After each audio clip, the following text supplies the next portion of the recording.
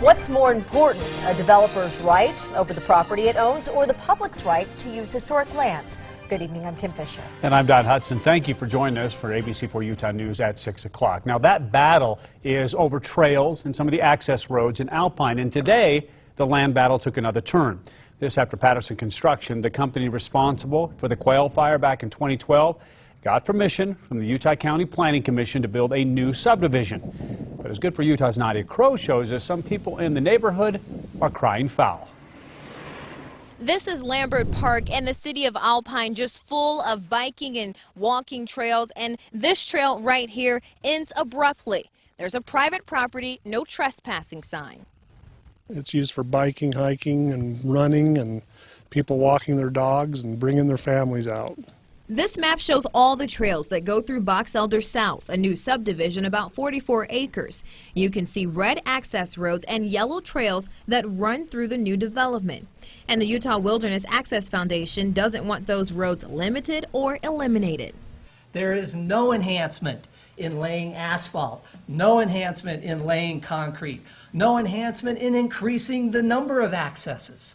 A battle is brewing over the definition of these trails, historic or private, and that brought representation for the developer Patterson Construction and the Utah Wilderness Access Foundation to the Utah County Planning Commission Tuesday morning. This is the old story about, yeah, we think people ought to have houses, but not in our backyard. We got here first. We don't want anybody else to build.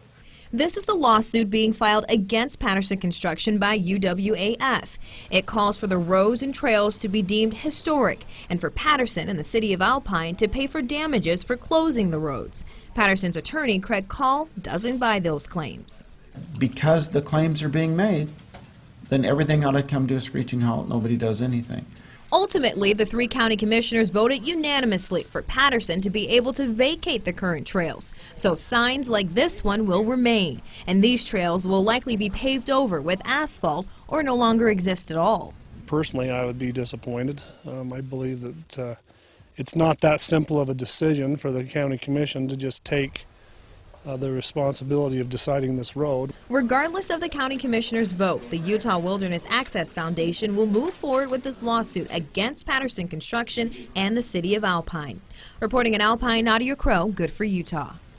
Now, there were several hearings before today's final vote. The Utah County Commissioner said Patterson Construction made all the changes that it was asked to do in order to accommodate some of the trails and access roads. Now, ultimately, the commissioners say they felt that Patterson did everything it was legally bound to do and even more to appease some of the concerns. Salt Lake